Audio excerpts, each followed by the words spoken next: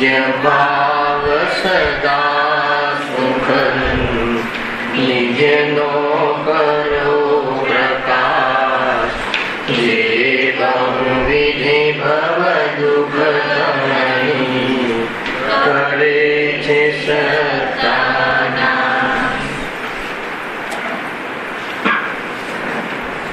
આ શ્રી મોક્ષ માર્ગ પ્રકાશક ગ્રંથ છે. ત્રીજા અધિકારનો પ્રારંભ આપણે ગઈકાલથી કર્યો છે. એમાં મૂળ વિષય છે સંસારમાં દુઃખોનું વર્ણન. ભૂમિકારૂપથી કાલે પહેલો પેરેગ્રાફ આપણે અહીંયા ચર્ચામાં લીધો હતો. વિકલ્પ એમ છે કે દુઃખોના વર્ણનની શું જરૂર છે? જીવ દુઃખી તો છે જ.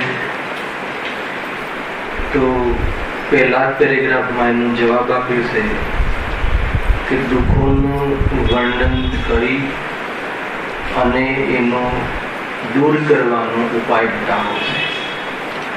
કેમ કે આ જીવને દુઃખના સ્વરૂપનું અને દુઃખના કારણની ખબર નથી. દુઃખી તો છે, પરંતુ શાના કારણે દુઃખી થાય છે, દુઃખનું સ્વરૂપ શું છે એની એને ખબર નથી. એટલે એનો પરિચય કરાવી, એનું નિદાન કરાવી અને એનો ઈલાજ કરાવવાની અહીંયા એમને ઈચ્છા છે. મૂળ તો 2-3 વિઝન છે એની પાછળના. એક જીવને દુઃખ દૂર કરવાનો ઉપાય કરે છે, સુખ ચાહે છે. જે ત્રિભુવન મેં જીવ અનંત સુખ ચાહે દુઃખથી જીવન. દરેક જીવ ત્રણ લોકના જે સંસારી દુઃખી જીવ છે એ સુખને ચાહે છે. દુઃખ દૂર કરવા માટેનો ઉપાય પણ કરે છે. દુઃખ જોઈતું નથી દરેક જીવને. કેમ એમ? કેમ કે સ્વભાવનું બલ છે. જીવનો એવો સ્વભાવ છે. જીવને હાર બરદાસ્ત થતી નથી, જીત જ બરદાસ્ત થાય છે. કેમ? એવું આપણે નક્કી કરીએ કે હારવામાં આનંદ કરવો. સમજાય છે? જીવ જીત જે છે, હાર જીત જે રમતોમાં પણ. કેમ એમ? કે જીવનો એવો સ્વભાવ છે. શું સ્વભાવ છે? સુખ જીવનો સ્વભાવ છે, એટલે સુખ ચાહે છે. હવે સુખ શું છે, સુખ ક્યાંથી આવે એ ભલે એની રીતે કરતો હોય વાત જુદી, પણ દુઃખ ચાહતો નથી અને દુઃખ દૂર કરવાનો પ્રયાસ કર્યો. કેમ? કેમ કે એનો સ્વભાવ. એ બીજું વિઝન થયું. ત્રીજા વિઝનમાં એમ કહ્યું હતું, ગઈકાલે થોડી ચર્ચાઓ થઈ હતી કે સંસારમાં દુઃખ જ છે. આકુળતા ઓછી રૂપ કશાયની મનતા પણ દુઃખ જ છે અને કશાયની તીવ્રતા પણ દુઃખ જ છે. સંસારમાં સુખ હોત, જો સંસાર વિશે સુખ હોત તો તીર્થંકર ક્યું ત્યાગ. એ પણ એક કાલે વિઝન લીધું હતું. એટલે સંસારમાં કોઈ પણ પરિસ્થિતિ હોય એ દુઃખદાયક જ છે. ભલે કોઈ અનુકૂળ મળી જાય પરિસ્થિતિ, પણ એમાં પણ મંદ આકુળતા જરૂર છે. ખરેખર તો સુખ સંસારમાં ક્યાંય નથી. એ વિઝન પણ આપણે લીધું હતું. ખરેખર સંસારમાં જે દુઃખ છે, એક બીજો અર્થ કર્યો હતો કે અનેક દુઃખ છે, અનેક પ્રકારના દુઃખ છે. તો ખરેખર દુઃખ તો એક જ પ્રકારનું છે. આકુળતા એ દુઃખનું લક્ષણ છે અને એનાથી જે દુઃખી થાય છે. તો અનેક પ્રકારે કેમ કહ્યા? તો નિમિત્તની પ્રધાનતાથી સમજવાને સમજાવવા માટે જીવને કયા કયા માધ્યમથી ચાર ગતિમાં દુઃખનો અનુભવ કરે છે કે જે માધ્યમને એ સુખના કારણ માની બેસે છે, એનો પરિચય કરવા માટે દુઃખ બહુવિધિ અનેક પ્રકારના છે એમ વર્ણવ્યા છે.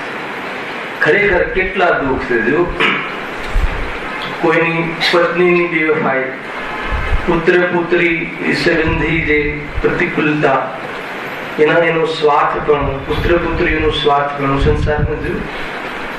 ભાગીદારોની કપટ, એવી અનેક પ્રકારની પરિસ્થિતિઓ સર્જાય છે અને જીવ ડગલે ને ડગલે, પગલે ને પગલે આકુલતાને પ્રાપ્ત થાય. શાના કારણે? આ પરિસ્થિતિમાં મોહના કારણે જીવ દુઃખી થાય છે. એવું અનેક પ્રકારે અહીંયા બતાવ્યું છે. બીજું, દુઃખોનું વર્ણન શા માટે? આનું હેડિંગની સાર્થકતા, આ હેડિંગની જે સાર્થકતા છે ને, એના માટે ચર્ચા કરવું. દુઃખોના વર્ણન કરવાની શું જરૂર છે? તો બીજો એ પણ હેતુ છે કે જીવનો એક ટેન્ડન્સી છે. શું ટેન્ડન્સી છે ખબર છે? ભૂલી જવાની ટેન્ડન્સી છે. એનું એક ઉદાહરણ જોઈએ. આપણે બધા અહીંયા આપણે બેઠા છે, બધાને અનુભવ છે કે શેર બજારમાં કેટલીય વાર મંદી તેજીમાં કફોડી પરિસ્થિતિ થઈ ગઈ હોય, પત્નીના દાગીના વેચીને ભરપાઈ કરી હોય એવી પરિસ્થિતિ થઈ હોય, અને એ પરિસ્થિતિ વખતે પાણી લીધું હોય કે આજ પછી હું શેર બજારનો દરવાજો પણ નહીં જોઉં. આ બધા આપણે ગુજરી ચુક્યા છે આમાં.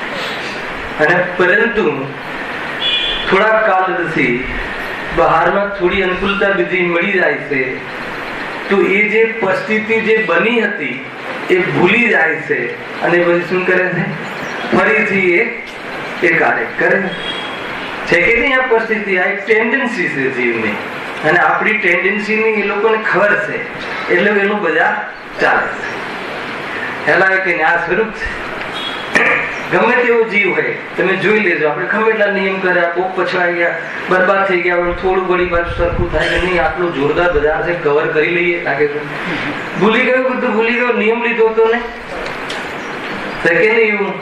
એટલે કહે છે કે આગમની સાક્ષીએ તને તું જે દુઃખ ભૂલી ગયો છે, પૂર્વમાં કેવા કેવા 4 ગતિ 84 લાગણીમાં કેવા કરતૂત કરીને તે સ્થિતિને પામ્યો છે, તો એ પ્રમાણે તારા દુઃખ અને એને એ બધી અવસ્થાઓ અહીંયા તને બતાવીએ છીએ. એ આ કન્સેપ્ટ છે, એ રીતે છે. એના માટે એક જૂનું ભજન છે, હું થોડુંક તમને, બહુ સુંદર છે.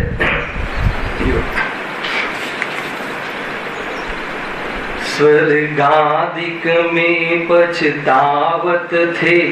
શું કહે છે? સ્વર્ગમાં ચૂકી નહીં આપણે હતા ને ત્યારે શું પછતાતા હતા?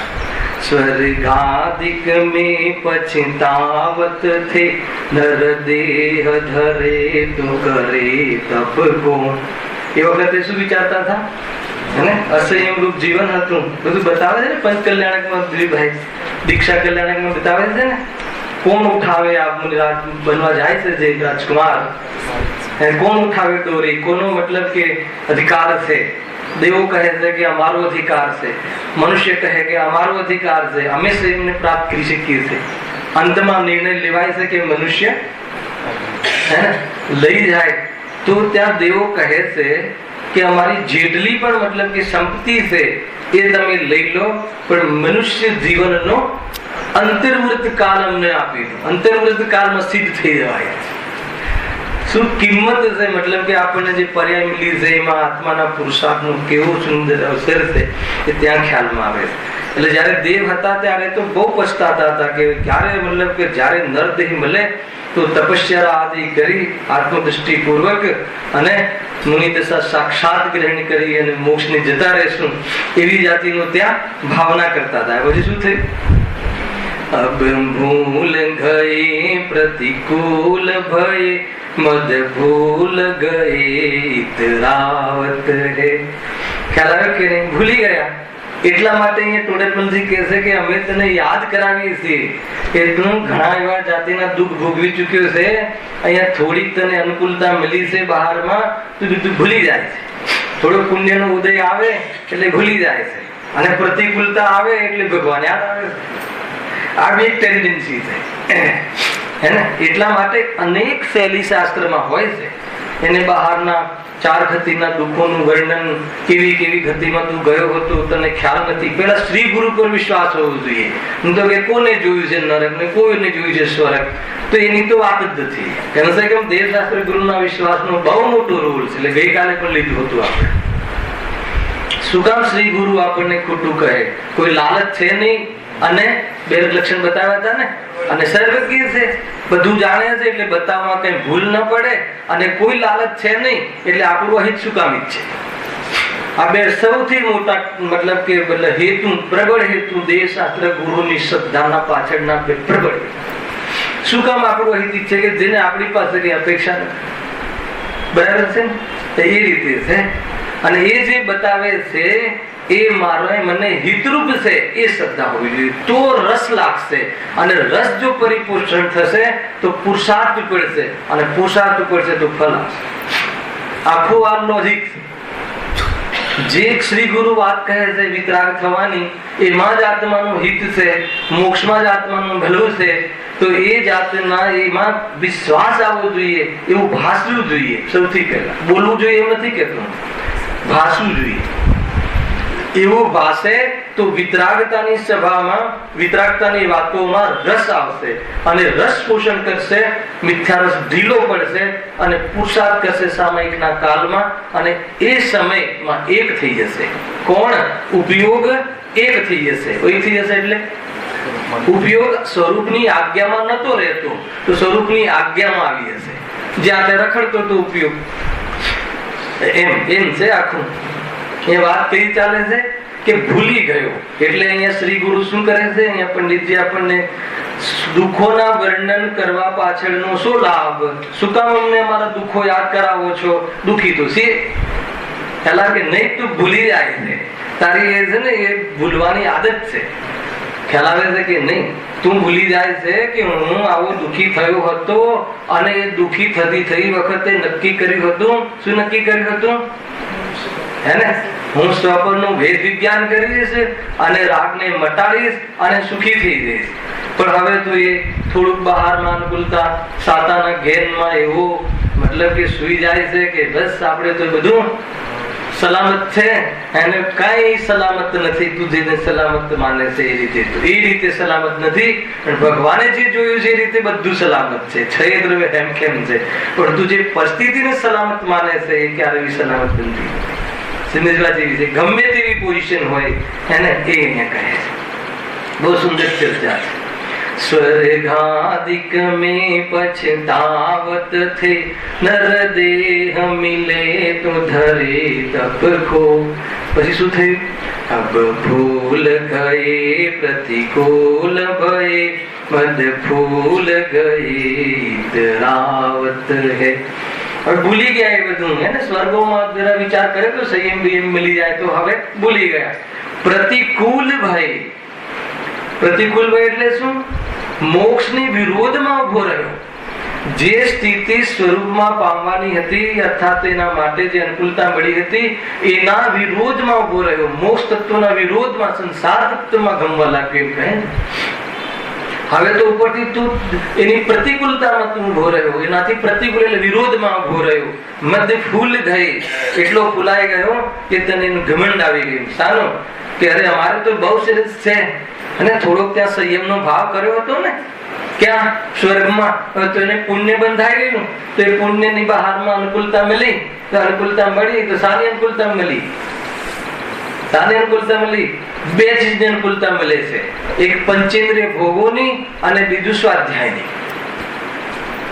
બહારમાં ધન આદિ અર્થાત આજીવિકા આદિ વ્યવસ્થા મળી, તો એ વખતે કોઈ એવા પુણ્યના ઉદયનો સદુપયોગ કરે, એ બધું છે ને આ જીવનમાં પૂરું થાય એવા તો રોટલા મળી રહેવું તો છે. હવે શું કામ સમય બગાડે?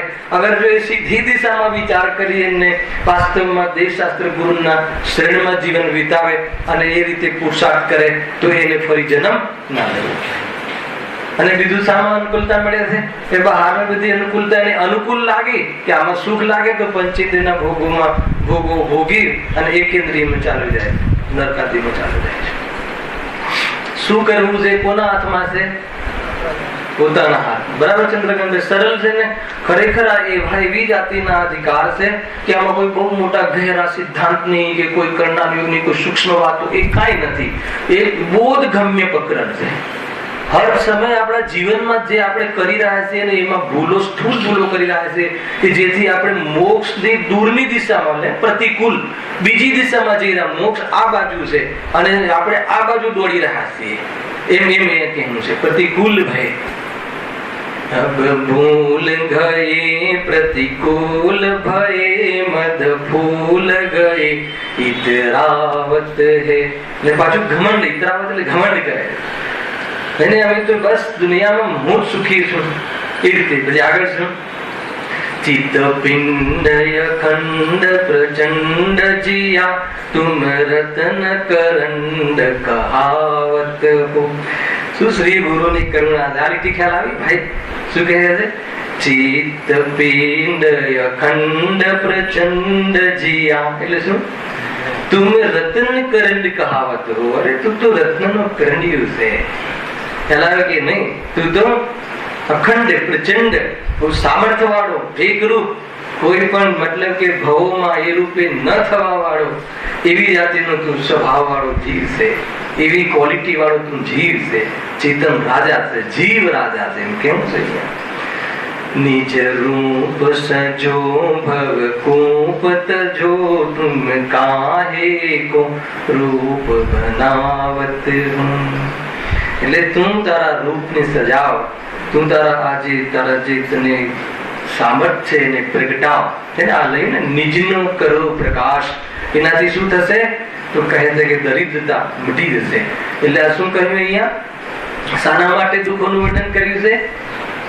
આપણને ભૂલવાની આદત છે.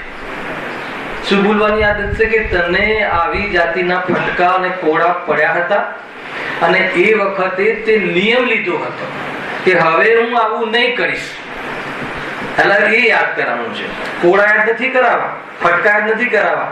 એ વખતે તું હાથ જોડી જોડીને કહેતો પ્રભુ અલાવે કે નહીં, મને જો નરદેહ મળશે તો મને આ સ્વર્ગાદી તો જોઈતા નથી ને નરદેહ પણ જોઈતું નથી, પણ મેં સંયમ લેવાની જે વ્યવસ્થા અને એવી યોગ્યતા પ્રગટ થાય છે પ્રભુ, એ સંયમને લઈ એ સ્થિરતાને પ્રદાન કરી અને હું કાયમ માટે 4 ગતિઓ અને 84 લાખ યોનિને છોડીને જતો રહીશ. એના દ્વાર મારા માટે બંધ થઈ જશે. કેમ? કેમ કે હું એ કોટીનો જીવ નથી. શરીરમાં આવે છે કે નહીં? બહુ સુંદર, એકદમ વૈરાગ્ય આવે. આપણે ખરેખર ભૂલી જઈએ છીએ. અને બરાબર માન લો કે જયારે બંદી ચાલતી હોય ત્યારે બરાબર આવીને સ્વાધ્યાયથી કહીએ અને તુચ્છ પુણ્ય બંધાઈ જાય, કશાય બંધ પડી હોય અને એ જ ભાવમાં તુચ્છ પુણ્ય એટલે ઓછી સ્થિતિ અનુભાવ વાળો એટલે તરત ઉદયમાં આવે એટલે વળી પાછો ખોવાઈ જાય એવો ખોવાઈ જાય તો શું કરે ખબર છે? કે આ તો મને ત્યાંથી લાભ મળ્યો, એ વળી ઓર દૂષણ ઘુસાડતો જાય, પાપ કરે અને અહીંયા 1000, 2, 5000 આપીને પાપ ધોવા આવે. એ કાર્યક્રમ ચાલુ થઈ જાય. વેપાર કરે, આ કરે તો જીવ એને 2-5 કરોડ ગયા પરિષદમાં 10 લક્ષણમાં આપ્યા હતા, તો આ વખતે તો 100 કરોડનો પ્રોજેક્ટ બીએમસી માં ભલે કોઈનું કાંઈ ના થાય, આપણો પાસ થઈ ગયો, તો ઉલટું લગા.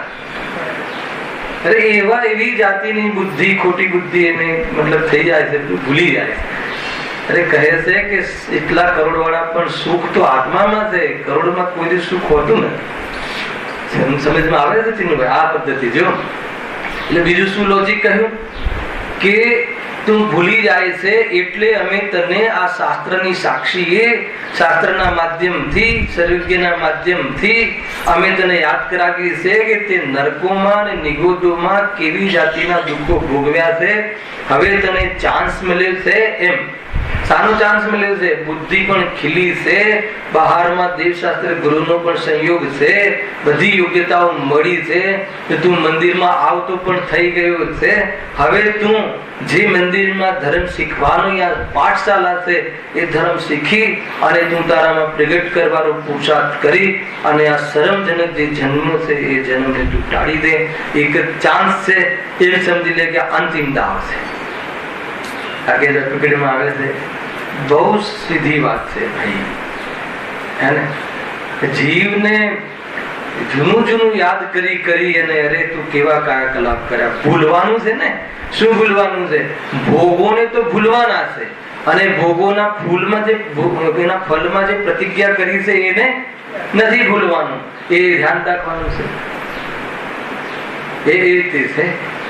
જીવે ના એની ભૂતકાળની પર્યાયને એવી પકડે છે કે યાર એને એકવાર ખ્યાલ આવે કે મેં કેવી ભૂલો કરી અને એની મેં શું કિંમત ચૂકવી છે, તો ફરી જીવ એવી જાતિની ભૂલો કરે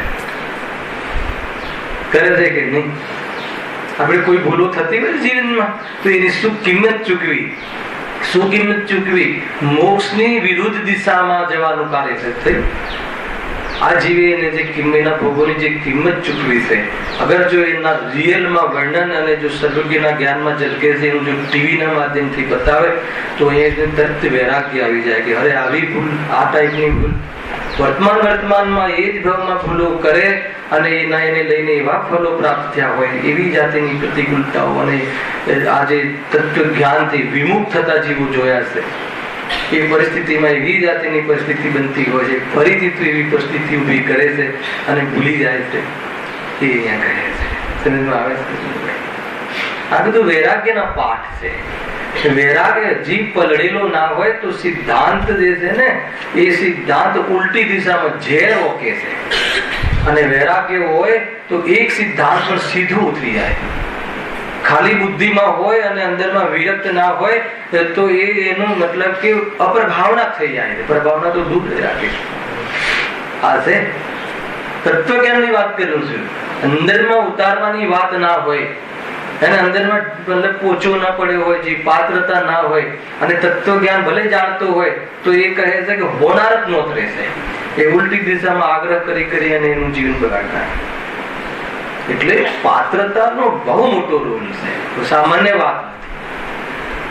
બુદ્ધિમાં તો વાત જામી જાય છે. બુદ્ધિ તો જ્ઞાન છે ને, બરાબર બેસી જાય, ચતુર છે.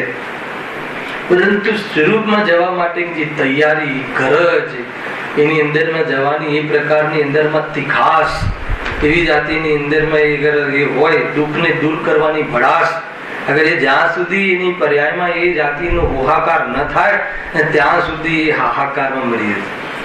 જરૂર છે આ વિચાર કરજો. મતલબ કે મારે અહીંયા એકલું તત્વનો ભણાવવા નથી, મારે એ તત્વને કેવી રીતે પચાવવા એ જાતની આપણે અહીંયા ચર્ચા કરી રહ્યા છીએ કે પચવું જોઈએ, પ્રોસીડ થવું જોઈએ. ભલે હું કહું છું કે આપણું બોરીવલમાં માત્ર મોક્ષના પ્રકાશક પૂરો થાય આવા વાળા સમયમાં, પણ એ અંદરમાં એ ઉતરવું જોઈએ. એક બી આની અંદરથી વિઝન જો પકડાઈ જશે પ્રફુલભાઈ તો નિહાળતી જશે, એની પરિણતિ જીન શાસન બની જશે.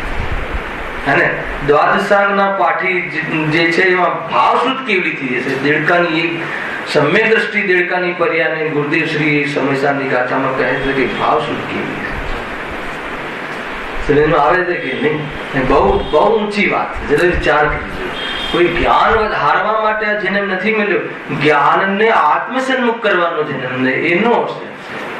ખાલી એકલું જ્ઞાન વધારવું ને આસું બધું જ જાણીએ છે, ખ્યાલ આવે કે નહીં? તો કહે છે કે તને ક્ષયક્ષમ પર્યાયનું અભિમાન આવી ગયું, ખ્યાલ આવે કે નહીં? એટલે પ્રભુની કેવલ જ્ઞાનની પર્યાય જો અને એવી તારી શક્તિ છે એને જો આવ્યું ને જે જાણતું વસંતની દ્રવ્ય. ત્યાં આપણે અટક્યા છે, ત્યાંથી આગળ લઈશું. વિશે ચાલે તો રાત્રે જબરદસ્ત એવી રીતે ત્યાં નવમો અધિકાર ચાલે છે સદિચ્છામાં, અને અહીંયા વૈરાગ્યનો અને ત્યાં સિદ્ધાંત. બે પ્રકારના બધા બરાબર મેળ આવી જાય. અહીંયા વૈરાગ્યના પાઠ ચાલે છે અને વૈરાગ્યની ભૂમિ બને તો કામ સિદ્ધાંત બોધથી થાય છે, અને વૈરાગ્ય વગર સિદ્ધાંત બોધ ઉતરતું નથી. વૈરાગ્ય બોધ અને સિદ્ધાંત બોધ બંનેની પોતપોતાની એક પર્સનલ આવશ્યકતા છે. કેવી રીતે? હા, હવે હજુ આપણને અહીંયા શું અહીંયા નક્કી કરાવવું છે. અમે દુઃખોનું વર્ણન કેમ કરીએ છીએ?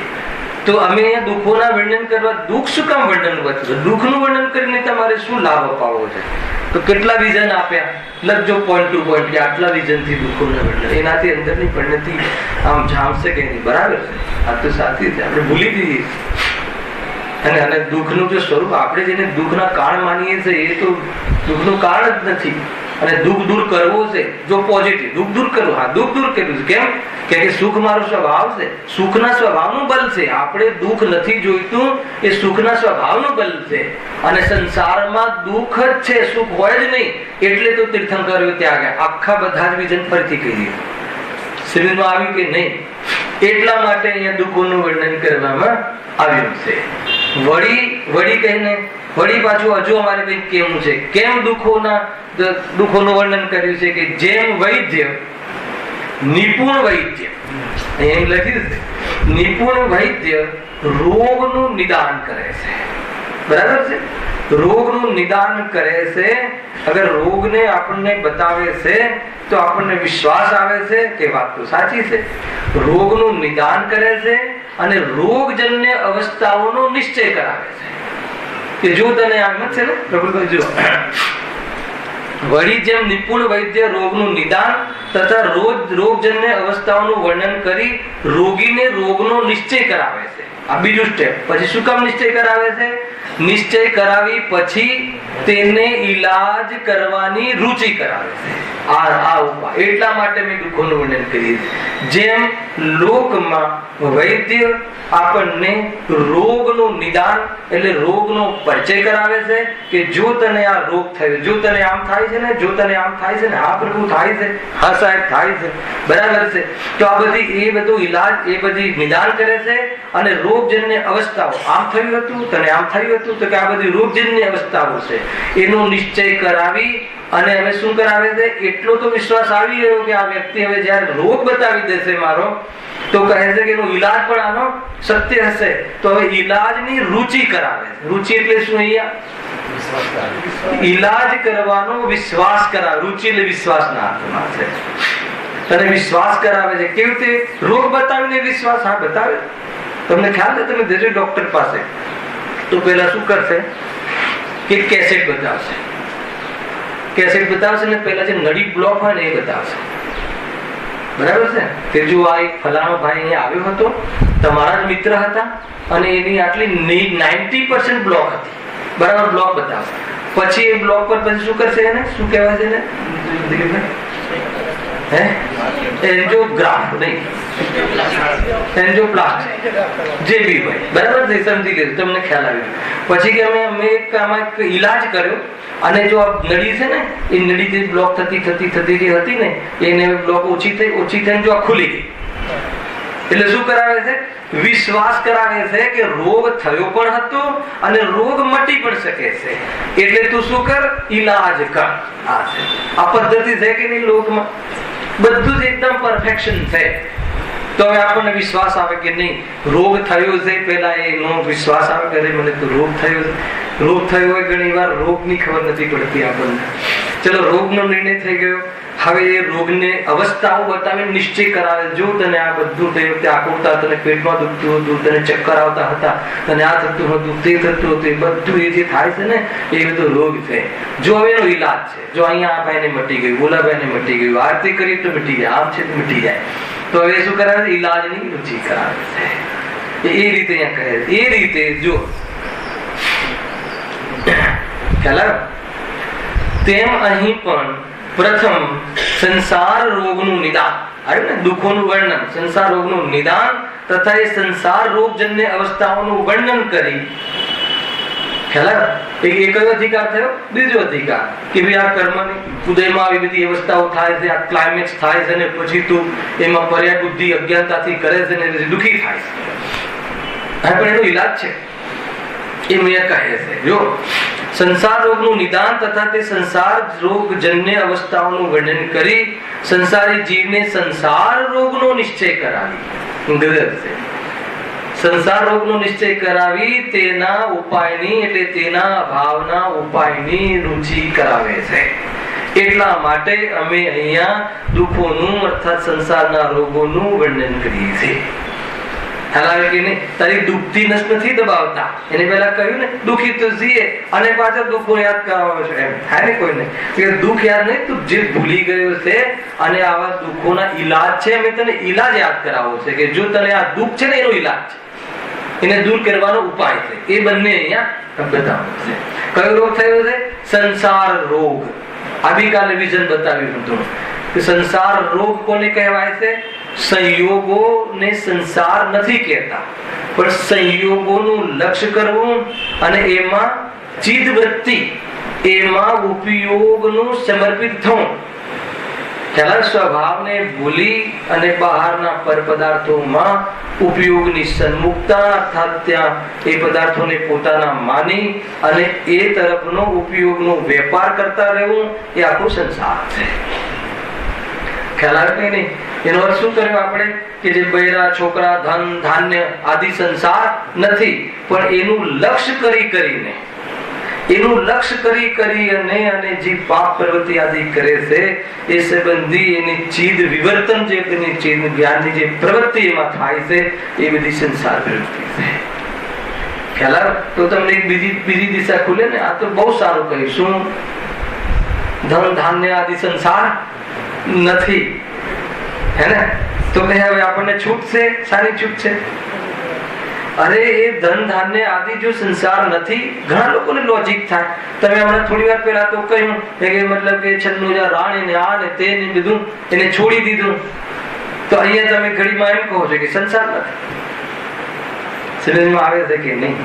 તો કહે છે કે ખરેખર તો રાગ આદિ જ્યાં સુધી રહે છે ત્યાં સુધી આવી જાતિના પદાર્થોમાં રહેવાનો ભાવ રહે છે. જ્યાં રાગ તૂટે છે ત્યારે બહારમાં આવી જાતિનું નિમિત્ત તરીકે નૈમિતિક ભાવમાં બનવા વાળા નિમિત્તોનો પણ બહાર સંયોગનો અભાવ થઈ જાય છે. અર્થાત તો પુરુષાર્થી એ સંબંધી ઉપયોગ રહેતો એમ વાત છે. બહારમાં ધન, ધાન્ય આદિ હોય અને અંદરમાં રાગ ના હોય એમ ન બને. ખ્યાલ આવે કે નહીં? રાગ જાય તો જ બહારમાં એનો અભાવ થાય. ધન, ધાન્ય ન હોય અને રાગ હોય તો બને, પણ રાગ ન હોય અને ધન, ધાન્ય બાજુમાં હોય, સંયોગમાં હોય, ક્યારે ન બને. આ બધા નિયમો છે, સિદ્ધાંતો છે. ખ્યાલ આવે છે કે નહીં? ખાલી દેહ માટે એ જીવનમાં જન્મથી મરણ સુધી રાગ સંપૂર્ણ ગયા પછી બી શરીર હોય છે. તથા પણ એને શું કહે છે? નિયમ સારમાં કયો પરિગ્રહ કહે છે? કઈ કહે છે ને કે એ મતલબ કે એને પરિગ્રહ છે જ નહીં. એ તો કઈક ભક્તિમાં પણ એ લીધી છે. ના એ પણ એનામાં કઈક લખ્યું છે, વાંચી લીધું છે. હા, પંચ ઇન્દ્રિયો કા વિસ્તાર નહીં જીનકા, એ છે ને ભક્તિમાં. 5 ઇન્દ્રિયોનો વિસ્તાર નથી એવો દેહ. 5 ઇન્દ્રિયો તો છે પણ વિસ્તાર નથી. વિસ્તાર નથી એટલે એમાં ઉપયોગ એના વિષયોમાં લંબાતો નથી. કેમ લંબાતો નથી? કેમ કે એમાં સુખ નથી અને એનાથી આત્માની પ્રાપ્તિ થતી નથી. એ રીતે છે. બરાબર છે? એમ જો ખરેખર જે રાગ છે ને, રાગ દ્વેષ છે, એ જ સંસાર છે. એના ત્યાગની મુખ્ય પક્ષથી અહીંયા વાત છે. અને જ્યારે રાગ જતો રહે છે ત્યારે બહારમાં કોઈ પણ પ્રકારના મકાન આદિ એ પ્રમાણે દેખાતા નથી. એ બધી વસ્તુ હોતી નથી. એ રીતે છે. પણ રાગ જ્યાં સુધી રહે ત્યાં સુધી ગ્રસ્ત જીવનમાં એ જોવા મળે છે, ચાહે જ્ઞાની હોય. સમજમાં આવે છે કે નહીં? અહીંયા એ કહેવું છે કે જો તને ઘર છે, પતિ છે, પત્ની છે, એ કાંઈ તને જબરજસ્તી ઘરમાં રાખતા નથી. આમાંથી એ પણ એક મેસેજ મળે છે. ઘણા લોકો કહે છે ને કે મારે કરવું તો છે, શું કરવું છે? મોક્ષે જવું તો છે, પણ આ થોડાક બાળકોની આજીવિકા ને આ જરા બરાબર સરખું થઈ જાય એટલે પછી એમ તો કહે છે કે એ મને રોકે છે. એ રોકે છે કે તું રાગથી રોકાય છે, તું તારા રાગના કારણે રોકાય છે. અને રાગ જતો રહે તો બહારમાં ગમે તેવી પરિસ્થિતિ હોય પણ તું નહીં રોકાય તે નહીં રોકાય. ખ્યાલમાં આવે છે કે નહીં? શ્વેતાંબરના ઓલામાં આવે છે, શું કહેવાય શાસ્ત્રમાં, કે ભગવાન ને મહાવીરના જીવને ઘરમાં એમ કહ્યું કે થોડાક સમય રોકાઈ જાઓ, હે ને, પછી જજો. તો રાગ એમને આવે તો રોકાઈ ગયા. ખ્યાલ આવે કે અરે રાગથી રોકાય છે એ વાત સાચી, પણ તીર્થંકરો જેવા જીવ જે હોય છે ને એને એવા રાગથી ના રોકાય. મતલબ કે રાગથી રોકાય વાત સત્ય છે, પણ એનો રાગ પણ પાકો અને વિતરાગતા પણ પાકી. એવો કમજોર રાગ નથી હોતો કે કોઈના કહેવાથી રોકાઈ જાય એવું નથી હોતું. કે નહીં? કોની જોડે થઈ? નેમકુમાર જોડે લગ્ન કરવાનો રાગ આવ્યો, તે રાગ પણ એટલો જ સત્ય. એ કોઈ બનાવટ નથી. એ વખતે ખરેખર પ્રેરવાનો એવું નતું કે ત્યાં જઈને ફિયાસ્કો કરીશું, એવો કોઈ પ્લાન નતો. પ્લાન હતો એમને કે લગ્ન કરવા જઈએ અને ત્યાં પછી જઈને ના પાડ દેશું, ફિયાસ્કો કરું છું, એવું ને. એ વખતે લગ્ન કરવાનો જ ભાવ હતો, પાકો જ ભાવ હતો. રાગ બી પાકો એટલો જ રાગ આવ્યો હતો. હવે રાગના કારણે બહારમાં પ્રવૃત્તિ જોવા મળે છે. પ્રવૃત્તિ જોવા મળે ને કોઈ કહે કે રાગ નથી તો પોતાને છલે છે. સાંભળજો બરાબર. રાગ હોય અને પ્રવૃત્તિ ન હોય એ તો બને, પરંતુ પ્રવૃત્તિ હોય અને કહે કે મને રાગ નથી તો કહે છે કે પોતાને છલે. આવે છે કે નહીં? પાક્કી વાત છે. ઘણા લોકો ના અમને રાગ નથી, રાગ અરે તને બધી પ્રવૃત્તિ દેખાય નહીં, એ તો અમે જ્ઞાતા દ્રષ્ટા રહીને રમાડીએ છીએ બાળકને. અરે એમ ન હોય. તું રાગ છે એ તો ખે કમસે કમ એને પુરુષાર્થનો લોભ થઈ જશે, એના ભાવની દિશા બંધ થઈ જશે. થોડું ઘણું એ સાંભળે એટલે કે નહીં આપણે તો બસ આ વેપારમાં જઈએ છીએ, દુકાનના થડે બેસીએ છીએ પણ જ્ઞાતા દ્રષ્ટા રહીએ છીએ. ખ્યાલ આવે કે નહીં? જેમ સમ્યક દ્રષ્ટિ જ્ઞાતા દ્રષ્ટા નથી રહેતો, અરે સમ્યક દ્રષ્ટિ જ્ઞાતા દ્રષ્ટા રહે છે અને રાગને પર્યાયમાં કબૂલ કરે છે. એને ગૌણ કરીને કહેવામાં આવે છે કે હું મારા સ્વભાવમાં નથી, પરંતુ પર્યાયમાં રાગ છે કબૂલ કરે છે અને એને જીતવાનો પુરુષાર્થ કરે છે. અને તું શું કરે છે? ના આપણે દુકાન, આપણે તો એવું બની જવું સમ્યક દ્રષ્ટિ આત્મદ્રષ્ટિએ કહેવાય અને દુકાને ચાલે. તો કે તને બંને હોય ખરું સમ્યક દ્રષ્ટિને, પણ બંનેમાં રસ ના હોય. કાલ લીધું તું રાત્રે જ્ઞાની ધર્માત્માને રાગ અને વિતરાગતા છદ્મસ વિસ્તારમાં બે સાથે રહી શકે છે, પરંતુ બંનેનો રસ ના હોય. રસ તો વિતરાગતા છદ્મસ વિસ્તાર છે ને એટલે ભૂમિકા અનુસાર રાગ રહે છે, પણ રાગ રાખવાનો નહીં. આપણે તો આ બી બરાબર ને આ બી બરાબર કે એવી જાતિનું ધર્મ નથી. આમાં હું કેમ તમને નિરૂપણ કરું છું, કોઈ જગ્યાએ આપણે ફસાયેલા હોઈએ ને તો નીકળી જવાય. શું વાત છે? નેમકુમાર ક્યાં પહોંચ્યા? અને ત્યાં પહોંચે લગ્ન કરવા, બરાબર છે, તો રાગ પાક્કો જ હતો, એમાં કોઈ શક જ નથી. એમ પછી શું થાય છે ત્યાં કે મતલબ પ્રજાજનોની રાગ સ્વાર્થ વૃત્તિ જોવે છે કે મારા એક આ બહારના પંચેન્દ્રના ભોગોના પ્રસંગ માટે બધા જે જીવોને મતલબ બાંધી રાખ્યા હોય છે, જે બી છે બધાને જાણે છે બધી સ્ટોરી, તો કહે છે કે આટલું બધું સ્વાર્થી જગત. એ વખતે વૈરાગ્ય ઉમટે છે અને સાથીને કહે છે કે ભાઈ તું રથ લઈ લે. તું ક્યાં લઈ લે? જંગલની ઓર લઈ લે. ત્યાંથી જ ખ્યાલ આવે છે કે નહીં? હવે બધા એમ કહે છે, માતા પિતા બધા કહે છે કે શું થશે, અને આપણા ભાઈને આમ છે તેમ છે, એને કેવું લાગશે ને શું થશે, આ બધું કહે છે. જે દુનિયામાં ચાલતું હોય એ વખતે બધે એમ ના કરે એ જ હોય, ગ્રસ્ત જીવનમાં તો એ જ હોય. ખ્યાલ આવે કે નહીં? એ બધું કહે છે. તો નિમનાથ કહે છે કે હે જીવો, કે જે પણ કંઈ થઈ રહ્યું છે, કે જેની સાથે જે પણ કોઈ થઈ રહ્યું છે કર્મના ઉદયથી થઈ રહ્યું છે, અને એમાં મારો કોઈ દોષ નથી. હવે મારો રાગ નથી, રાગ રહ્યો નથી, હું તો આ ચાલે. વાત ખતમ. ખ્યાલ આવે છે કે રાગ ન રહે તો બહારમાં એ ધન ધાન્ય આદિ દાસ દાસી પણ રહેતા નથી. એટલે સંસાર કોણ હતો? સંસારનો કાંડ કોણ હતો? સામગ્રી હતી કે રાગ હતો? એ વાત મારે બતાવી. એટલી વાત બતાવવા માટે આટલી વાત કરી. ખ્યાલ આવે કે નહીં? આપણે સંસાર કહેતા આપણું ધ્યાન ક્યાં જાય છે? પર પદાર્થમાં જાય. આ સંસાર, અરે એ તો નિમિત્તની પ્રધાનતાથી કથન. તને બહારમાં આ બધી ચીજો છે એ નોટ કે મફતમાં નથી. તને રાગ છે, એમાં એ વિઝન મળે છે રાકેશભાઈ, તું રાગના કારણે રોકાયો છે, એના કારણે નહીં. આ પકડજો પોઈન્ટ. આપણે લોકો શું કરીએ છીએ? અમારે જો સંસાર છે, પણ સંસારનું કારણ કોને કહીએ છીએ? એ પરદ્રવ્ય ને કે એ બધા છે શું કરે? લગ્ન કર્યું છે તો નિભાવ પડશે. જેટલા જ્ઞાનીઓ લગ્ન કર્યા હતા, અગર એ નિભાવવા રહ્યા હોત તો આજે અહિંસિત બન્યા હોત. તમે શું કહો છો? તમે મતલબ કે અમારા લગ્ન તોડવામાં આવે છે? કોઈને એવું પણ થાય ને? મતલબ કે એને પછી જે એનું લીધું હતું ને શું કે પ્રતિજ્ઞાઓ ને આ ને બધું, એનું શું થશે?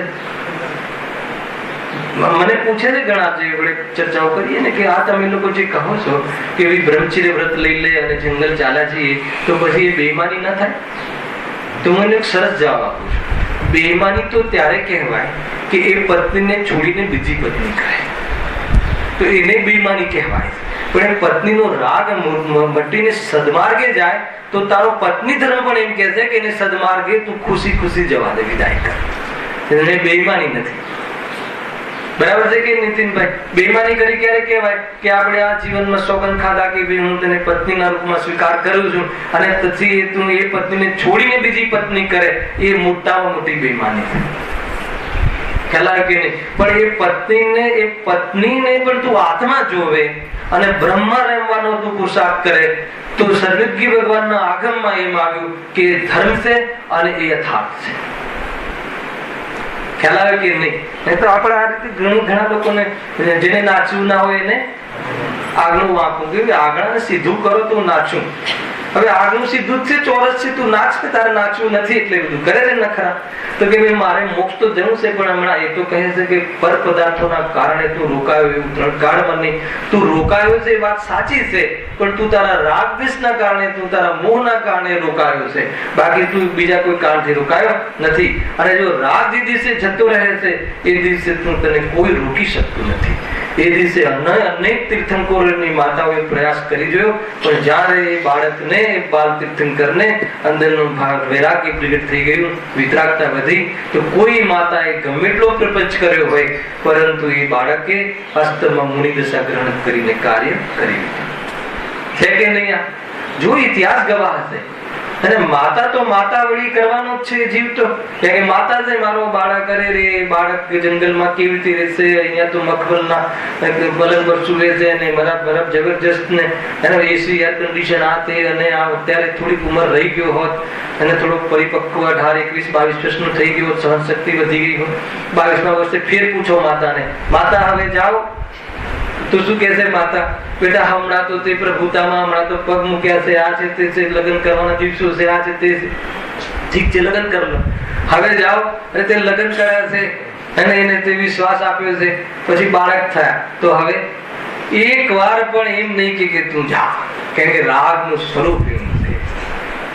હાલ આવે ને, એટલે કે બીજાના આશ્રય કાંઈ નહીં થાય, એને તારા અંદરમાં તું તારી આત્માની જાગૃતિ જગાડ, અને જો તું તારે અંદરમાં, મતલબ કે સાચો માર્ગ તો ભાઈ સાચો માર્ગ છે. કોઈના કહેવાથી આપણે રોકાઈએ તે વાત તદ્દન ખોટી છે. સૌથી મોટી ભૂલ આ ચાલી રહી છે અહીંયા એ છે, વાત કેવી ચાલે છે કે સંસાર રોગનો નિશ્ચય કરાવી, એટલે સુધી આવે ને, તેનો ઉપાય કરવાની રુચિ કરાવે છે. સારી સાર્થકતા ચાલી રહી છે હેડિંગની. હેડિંગ શું છે? આ અધિકારમાં સંસાર દુઃખોના વર્ણનની વાત કરવા વાળા છીએ, તો કહે છે કે ભાઈ દુઃખી તો છીએ, હવે તમે દુઃખ એ રોદણા શું કામ બતાવો છો? તો કહે છે કે અમે આટલા વિઝન બતાવ્યા, એ કારણે ભાઈ તને દુઃખી કરવા માટે દુઃખ નથી બતાવતા. એ તારા દુઃખ છે ને તને દુઃખના સ્વરૂપની ખબર નથી, દુઃખના સાચા કારણની ખબર નથી, અને તને ઉપાય તો કરે છે, દુઃખ દૂર કરવાનો ઉપાય તો કરે છે. ખ્યાલ આવ્યો? તારી દ્રષ્ટિમાં દુઃખ શું છે? પ્રતિકૂળતાને તું દુઃખ કહે છે, અનુકૂળતાને તું સુખ કહે છે.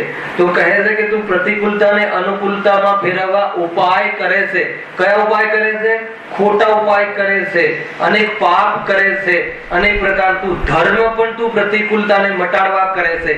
તો કહે છે કે એટલે તું બહારમાં ઉપાય પણ જૂઠા કરે છે, તારું રોગનું નિદાન ખોટું છે, તારા રોગની અવસ્થાનો તને પરિચય નથી, અને જ્યાં નિદાન ખોટું છે તો એનો ઈલાજ પણ ખોટું છે.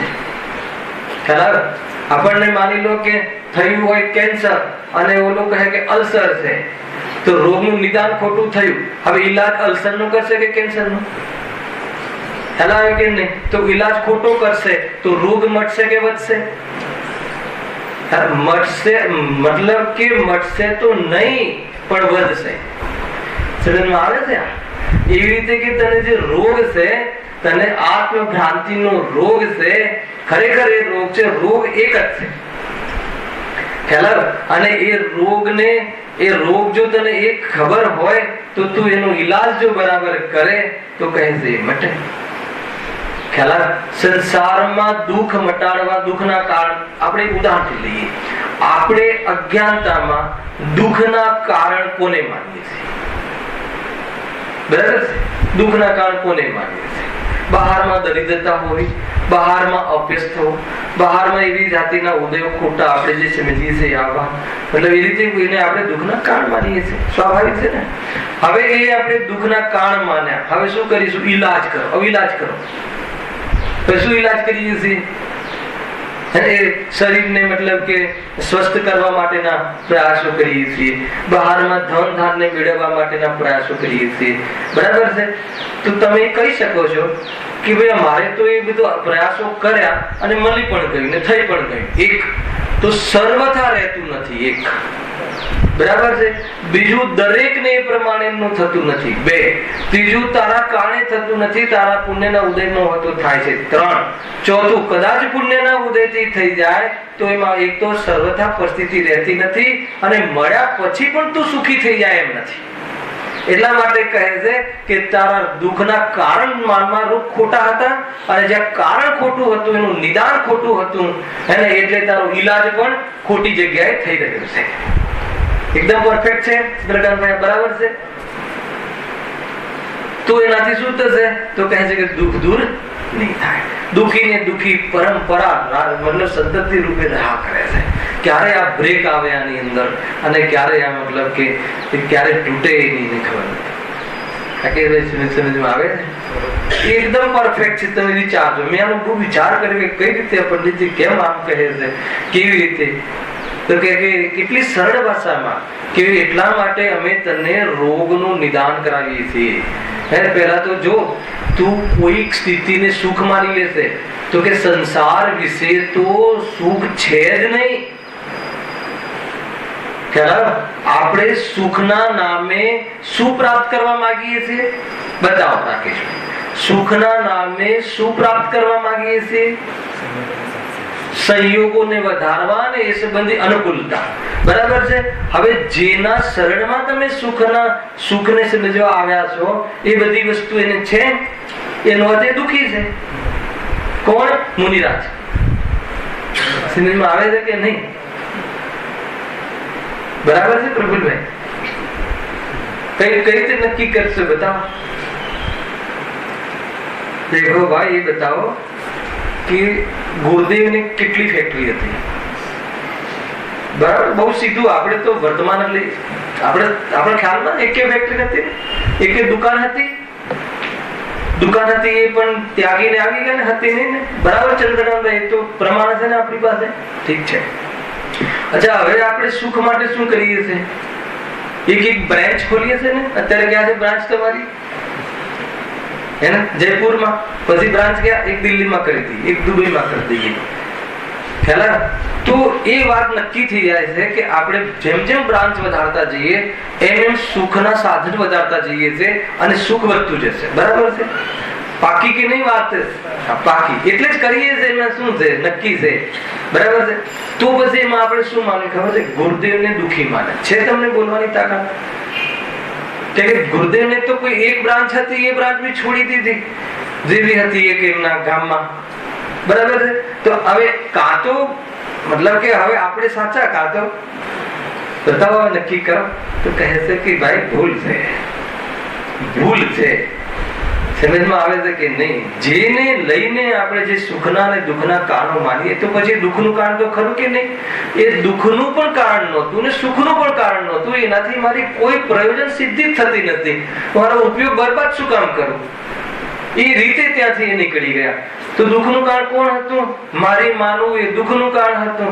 એના તરફનો રાગ એ દુઃખનું કારણ હતું. તો એ રાગ, મોહ, રાગ તૂટી જાય તો એ સુખ પ્રગટ થઈ જાય. એના માટે મારે દુકાનને પકડવા છોડવાની કોઈ વાત હતી.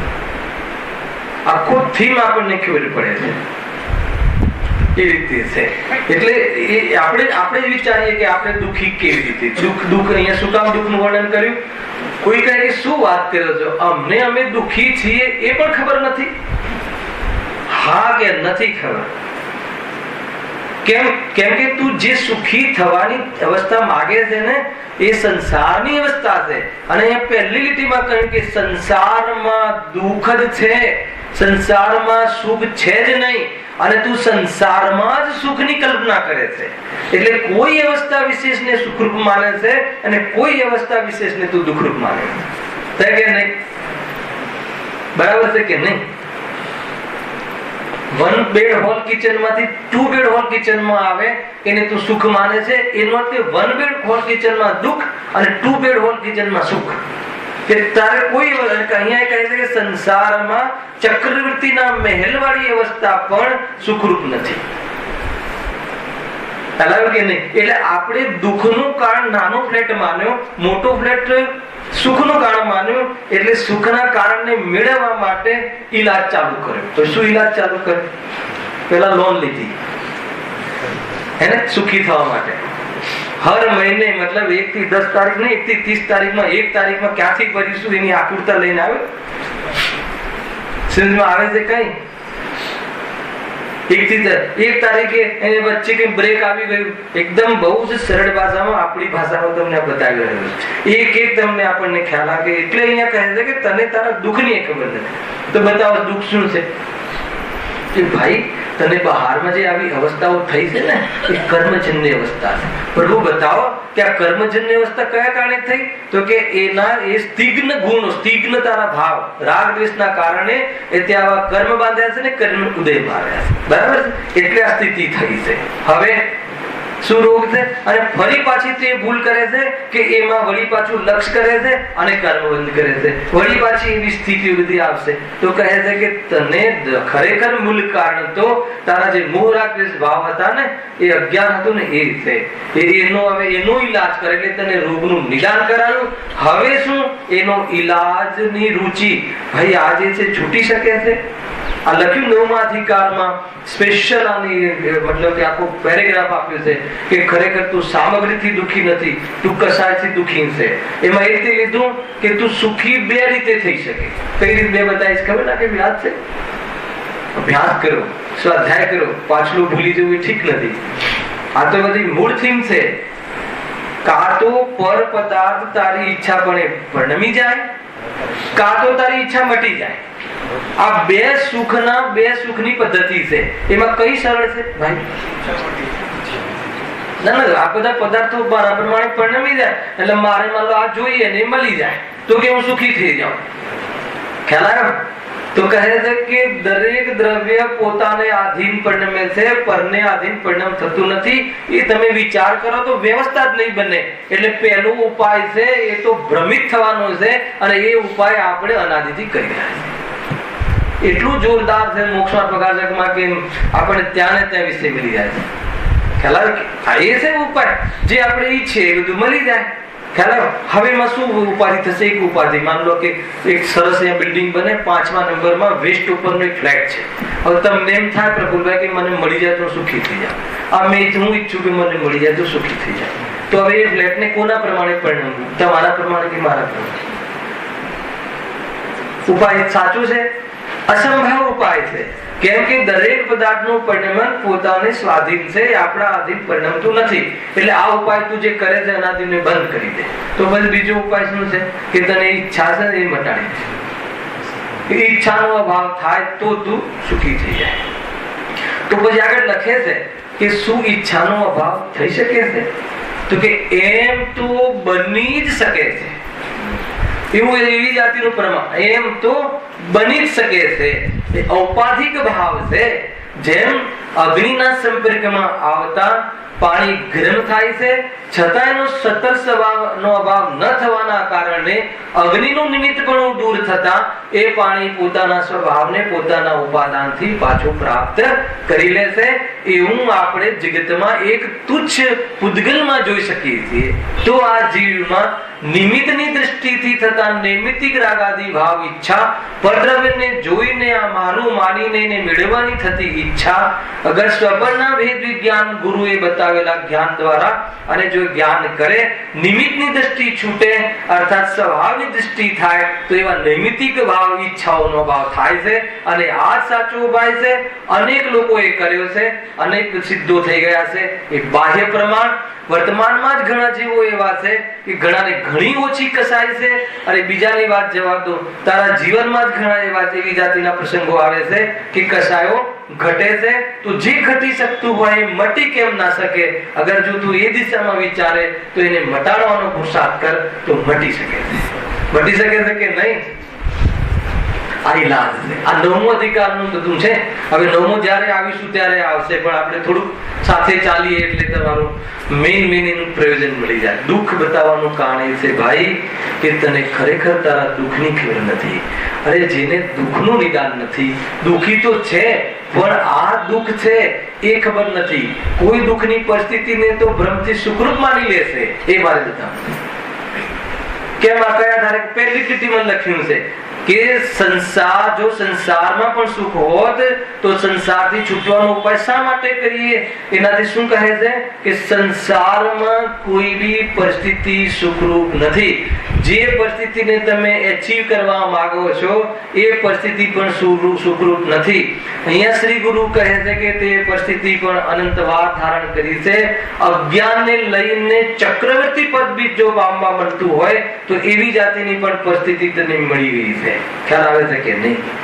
યદ્યપિ જે 63 સલાહકાર પુરુષની જે બહારમાં પરિસ્થિતિ સમ્યક દર્શન સહિતના પુણ્યમાં મળે છે, છતાં ક્ષમક્ષમ સમ્યક દર્શન હોય કોઈ જીવને અને ચક્રવર્તી પદ પામ્યા પછી એનો મતલબ અભાવ થઈ શકે છે, તો એવું ચક્રવર્તી પદ પણ મિથ્યાત્વ સહિત અનેક વાર તે ગ્રહણ કર્યું છે. ખ્યાલ આવ્યો કે નહીં? તું જે રૂપને ચાહે છે, શરીરના એવા રૂપના પરમાણુઓ જે અજ્ઞાનને લઈને જેટલા મળી શકતા હોય એ એક બે વાર નહીં, અનંત વાર. એટલો વિશ્વાસ કરજો. પણ શું થયું? ન એ તારું થયું, ન તું એનો થયો, ન તું એ ટક્યું કે ન એ રહ્યું. પૂદગલનો અર્થ પૂદગલ, હેને? મળવું અને વિખેરવું એ તો એનો સ્વભાવ છે, અને એને જાણવું એ આત્માનો સ્વભાવ છે. એ રૂપે નથી થતું નથી, અને ન રહે થતું નથી એવો અનુભવ કરવો એ આત્માનો રિયલ સ્વભાવ છે. શું કહ્યું? એ રૂપે થતો નથી એ ત્રિકાલ સ્વભાવ, અને એ રૂપે થતો નથી એવો અનુભવ, એ અનુભવ કરી શકે એવી ક્ષમતા છે. તો જીવ સુખી થઈ શકે છે, અન્યથા ઘણી વખત આક્ષેપમાં પ્રશ્ન કર્યો છે કે શરીર આદિમાં કેન્સર થાય તો એ સંબંધી દુઃખ દૂર કરવાનો ઉપાય બતાવો. વગર પૈસે આપે તમને આ મતલબ ઈલાજની વાત છે, કેન્સર જેવા રોગની વાત છે. ભયાનકમાં ભયાનક રોગ બતાવો, મતલબ કે એનાથી દુઃખ દૂર કરવાનો ઉપાય શું છે? કેન્સર આદિ થયું એનાથી દુઃખ દૂર કરવાનો ઉપાય ડોક્ટર પાસે જવું એ છે કે એવા કોઈ પુણ્ય કર્મ કરીએ, ભગવાનને ત્યાં જઈને દીવાબત્તી કરીએ કે મટી જાય? શું ઉપાય છે? કયો ઉપાય કર્યો છે? કયો ઉપાય કરવો જોઈએ? બતાવો. જ્યાં રોગ જે થયો છે એ હું નથી, એ સિવાય બીજો 3 કાળમાં સાચો ઉપાય નથી. કસાય સહન ન થતા જ્ઞાની ધર્માત્મા પણ કદાચ દવા આદિની પદ્ધતિમાં દેખાય, પરંતુ એ રોગ શરીરમાં છે અને એ સંબંધી આસક્તિ જે થઈ છે એમાં પ્રવૃત્તિ દેખાય છે, પણ એ આસક્તિ પણ અનાત્મા છે. એવી જાતિની અંદરમાં દ્રષ્ટિગત અંદરમાં જે પ્રેરણા અને દ્રષ્ટિગત જે સુખ છે એ અત્યારે એ વખતે ભોગવી રહ્યો છે. એટલે જ્ઞાની ધર્માત્મા એ આસક્તિનું પણ જ્ઞાતા દ્રષ્ટા છે. સમજમાં આવે છે કે નહીં? 100% એમાં કોઈ જાતની મતલબ કચાશ નહીં. છતાં એ એટલું સ્વીકારે છે કે આસક્તિના કારણે આ પ્રવૃત્તિ થઈ છે, એને યોગ્ય પ્રવૃત્તિ બહારમાં દેખાય છે, નથી દેખાતી એમ નહીં. પરંતુ ઉપાય આ નથી. ખ્યાલ આવે એમને ખ્યાલ હોવાથી અંદરની શ્રદ્ધા જે છે એ પક્ષમાં જ ઉપયોગ જાય છે. એ વખતે એ ભલે આજે રાગ આવ્યો છે, હું નથી, એ જ પાકું થાય, એ દ્રઢ થાય છે. ખ્યાલ આવે કે નહીં? અને એના આધાર ઉપર પછી મુનિદશાને યોગ્ય વૈરાગ્ય, સંયમ અને પરિણતિના સ્વકાલમાં થાય છે, અને એવા જીવો મુનિ અવસ્થા ગ્રહણ કરી અને સિદ્ધ બની જાય છે. ખ્યાલ આવે કે નહીં? સ્વરૂપ થાય ક્યાંયથી? નિગોદથી. અંત થાય સિદ્ધથી. એનું નામ સિદ્ધાંત. જેનો અંત સિદ્ધ છે એને સિદ્ધાંત કહે છે. ખ્યાલ આવે કે નહીં? એ રીતે આની ચર્ચા છે. હવે પહેલા પેરેગ્રાફની આજે ફરીથી એક રીતે ચર્ચા થઈ. પ્રભુભાઈ, પુણ્યનો ઉદય ઘણો ફાટે છે, તો તમે શનિવાર નથી હોતા, રવિવાર રિપીટ થઈ જાય. ખ્યાલ આવે કે નહીં? હવે આપણે એની ચર્ચા જે બીજો પેરેગ્રાફની ચર્ચા નેક્સ્ટ શનિ રવિ કરીશું. અને દશલક્ષણ પર્વ પણ નજીક છે, તો વિશેષ જે ચર્ચાઓ હશે એના પૂર્વ તૈયારી રૂપે શનિ રવિમાં દશલક્ષણ પર્વની તૈયારી એક તો તમે મીટિંગ કરીને કરતા હશો કે ભાઈ કાલે હતી ને તમારી મીટિંગ, ત્યાં તો હતી સદિચ્છામાં કે ભાઈ દશલક્ષણ પર્વ છે તો મીટિંગ છે આજે.